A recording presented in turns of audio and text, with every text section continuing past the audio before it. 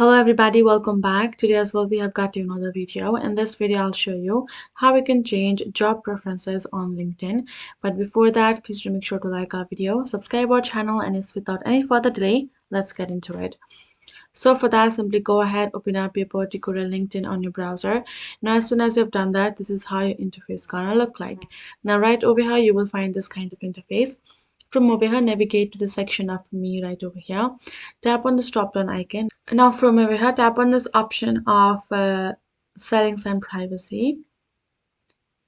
Then go to the section of data privacy. And you have to scroll down till you get this section of job seeking preferences. Now you do have option of job application settings, share profile when you click apply for a job, and interested recruits and companies that create job alerts for, and job application counts. Now you can make any changes right over here regarding your job seeking preferences according to your need. So that's how you will be able to do so. I hope this video helped. Thank you so much for watching. I'll see you guys in our next video.